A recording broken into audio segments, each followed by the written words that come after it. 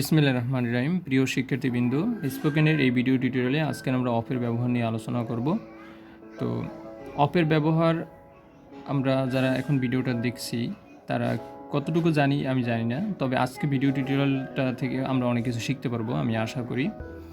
আর একটা কথা পূর্বেই বলে রাখি যে আমার স্পোকেনের ভিডিও টিউটোরিয়ালগুলো ধারাবাহিকভাবে দেখবে, আর এখান থেকে তোমরা নোট করবে এবং নিজেরা আমি যে এক্সাম্পলগুলো দিব এর পাশাপাশি তোমরা নিজেরা কিছু বানিয়ে বানিয়ে প্র্যাকটিস করবে। ওকে, তাহলে আজকের অফের ব্যবহারটা, অফের মেইন শব্দটার অর্থটা কী দাঁড়ায়? অফটা আমরা কিন্তু ব্যবহার করি ইংরেজি বলতে গেলে প্রিপোজিশন ছাড়া তো সম্ভবই না।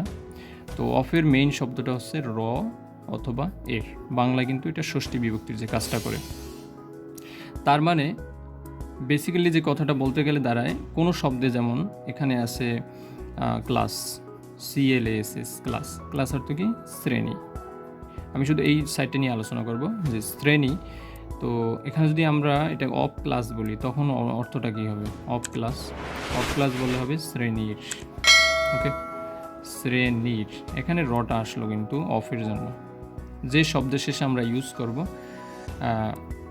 শব্দের পূর্বে অফটা ইউজ করব, তার সাথে একটা র আসবে। এই তাহলে আমরা কিছু এরকম এক্সাম্পল দেখি যেটা সেন্টেন্সটা আস্তে আস্তে বড় করা যায়। ছোটো একটা অংশ দেখব, সেখান থেকে কীভাবে বড় করা যায়। যেমন আমরা যদি বলি যে বইয়ের দোকান। ওকে, একটা এক্সাম্পল দিলাম, আমরা শেখার জন্য ওটা শিখতে আসি, হয়তো বা আমাদের শুধু প্র্যাকটিস দরকার। বইয়ের দোকান। তো এখানে আমরা দেখব যে রটা আসলে কার সাথে আছে? বইয়ের সাথে আছে। তার পূর্বে এই সেন্টেন্সটা যখন আমরা এই শব্দ দুইটা যখন আমরা ইউজ করব তখন ওইটা কিন্তু আমাদের অফ রাখতে হবে, যার সাথে র আছে। এখানে বইয়ের সাথে আছে, আর বাকি অংশটা প্রথমে আমরা ইউজ করে নেব। দোকান ইংলিশ হচ্ছে শপ, তাহলে আমরা দা শপ বলতে পারি, শপও বলতে পারি। The shop, SHOP, shop of book. এখানে তাহলে কী দাঁড়ালো? Of book. আমি এই শব্দটা বললাম অফ বুক, তাহলে এর অর্থটা দাঁড়াবে বইয়ের, আর শপ মানে দোকান। এরপর এরকম আরেকটা এক্সাম্পল যদি দিই যে ইটের দেয়াল। আমরা শেখার জন্য এগুলো বলতে আসি, হয়তো বা এলোমেলো হলে বা ইন্টেনশনালি কোনো সেন্টেন্সে যদি ভুল থাকে, যোগ্যতার কথা থাকে, সেটা কোনো প্রবলেম না, আমরা শুধু এখান থেকে শিখব। বড় কথা বাংলা দিয়ে হোক ইংলিশ দিয়ে হোক আমরা শিখব। ইটের দেয়াল। ওকে, ইটের দেয়াল। এখানেও আমরা যদি ফলো করি যে আসলে রটা কার সাথে আছে, রটা আছে ইটের সাথে, আর দেয়ালটা, তাহলে এটা প্রথমে আগে যাবে। ওকে, দেওয়াল ইংলিশ আমরা জানি, যদি না পারি আমরা এরকম দাঁত দেয়াল বলবো, এখানে দেয়াল লিখবো, সমস্যা নাই, আমরা শেখার জন্য এটা করতে পারি। পরে না হয় ডিকশনারি থেকে খুঁজে দেয়ালের ইংলিশটা এখানে বসিয়ে দেবো। দাঁত দেয়াল আমি এখানে জানি, তাই আমি এখানে লিখে দিচ্ছি ওয়াল। ওকে, এটা আমরা সবাই জানি, ওয়াল বলি আমরা। অফ, এটা আমরা যেহেতু এর সাথে র আছে তাই এখানে কি বলবো? অফ ইট ইংরেজি, না পারলে আমরা অফ ইট বলবো এখানে। তারপর পরে ডিকশনারি দেখে ইটের ইংলিশটা বসিয়ে দেবো। ব্রিক্স, BRICS, ব্রিক্স। অফ ব্রিক্স, অফ ব্রিক্স, তাহলে অর্থটা কী দাঁড়ালো? ইটের, আর ওয়াল মানে দেয়াল। এরপর যদি আমরা এরকম আরেকটা এক্সাম্পল বলি যে মোবাইলের কভার, মোবাইলের কভার।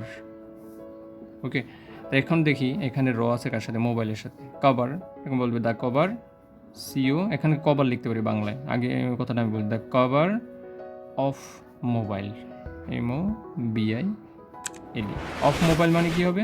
মোবাইলের, আর এখানে দা কভার, কভার। এরপরে যদি বলি আমার মায়ের গহনা, আমার মায়ের গহনা। এখন এখানে র আছে কার সাথে? আমার তো মেইন শব্দ, এটার সাথে তো আর র নাই, মায়ের। ওকে, এতখানি কিন্তু আমাদের একটা অংশ হয়ে যাবে, আর এতখানি একটা অংশ হবে। তাহলে গহনা, দা গহনা, আমরা বলতে পারি দা গহনা। যেহেতু এখানে আমরা পরে ডিকশনারি আমি এখন জানি তাই লিখে দিচ্ছি অর্নামেন্টস, অর্নামেন্টস। ওকে, অফ আমার মায়ের, my mother, of my mother, MOTHER। আমরা মেইন অংশটা দেখতে আসছি। এখান থেকে কিন্তু সেন্টেন্স আরও বড় করা যায়। প্রথমে আমরা এরকম আমরা মায়ের গহনা আমরা বলতে পারতাম অর্নামেন্টস অফ মাদার, তারপর অফ মাই মাদার, আস্তে আস্তে বড় করা যায়। তো বেসিক কিন্তু এতটুকুই। এরপর যদি আরেকটা বলি যে চাবির রিং। ওকে, চাবির রিং, তাহলে এটা কি দাঁড়াবে, র আছে কিন্তু এর সাথে। তাহলে আমরা এখানে রিং, দ্য রিং ইউজ করতে পারি, রিং RING রিং অফ, চাবি ইংরেজি কি, না পারলে কিন্তু বাংলায় লিখবো, আমি আগেই বলছি, দ্য রিং অফ কি। আর বিউটিফুল বা আরও কিছু আমরা সেন্টেন্সটা যদি বোর্ডেন করতে যাই এর সাথে বলতে পারি দ্য রিং অফ কি ইজ মাইন, মানে এই চাবি রিংটা আমার, বা ইজ ভেরি বিউটিফুল, খুব সুন্দর, টু লুক অ্যাট, দেখতে খুব সুন্দর, যে কোনো একটা কথা আমরা বলতে পারি যদি আমরা বড় করতে চাই বা আমাদের দরকার হয়।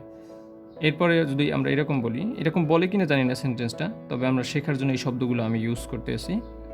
তো টেবিলের পা, এটা কি হবে, যেমন এখানে মেইন র যার সাথে হবে এটা আছে, তাহলে এটাই অফ হবে, আর এই অংশটা তাহলে কিন্তু আগে যাবে আমাদের।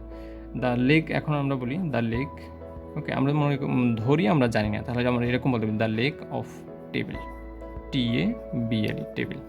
তাহলে কিন্তু অফ টেবিল, তাহলে এখানে কি হবে, অফ টেবিল কিন্তু টেবিলের। এরপরে আমরা বলতে পারি কাগজের ব্যাগ, ওকে, কাগজের ব্যাগ। তাহলে ব্যাগ অর্থ ব্যাগই আমরা জানি, BAG, the bag of wood, WOD, wood. এরপর এরকম আর কিছু শব্দ আছে, যেমন কাঠের বোর্ড, ওকে, এটা আমরা বলতে পারি কাঠের বোর্ড। তাহলে এখানে the board of wood, WOOD, wood, of wood মানে কি হবে, কাঠের।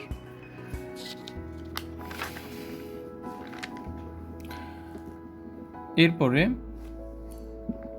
আমরা এখান দেখতে পারি যে বাবার বন্ধু, ওকে, বাবার বন্ধু। তাহলে আমাদের এটা কি দাঁড়ায়, যেহেতু বাবার আছে আগে the friend, FRIEND, the friend of father,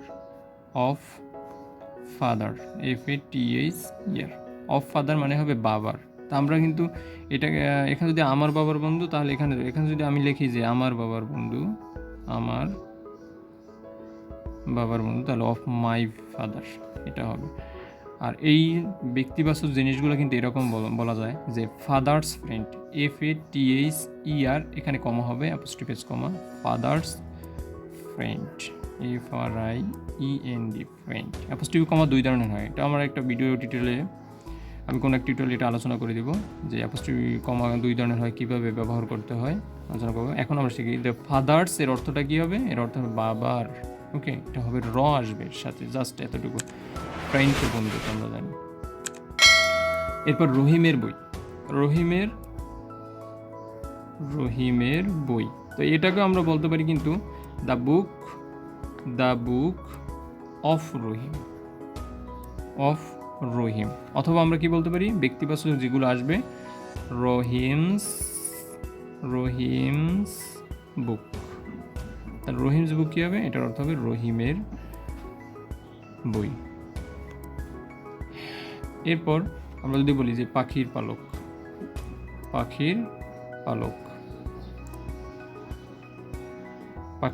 এটাকে বলতে পারি যে দ্য ফেদার, পালক ফেদার, অবশ্যই FEATHER, feather of bird, BIRD, birds বলতে পারি, দ্য ফেদার অফ বার্ডস, অথবা বার্ডস ফেদার, এটা কিন্তু আমরা বলতে পারি। বার্ডস অ্যাপোস্ট্রোফি কমার ব্যবহার করে, যেমন আমরা ফাদার্সটা ইউজ করেছিলাম সেভাবে।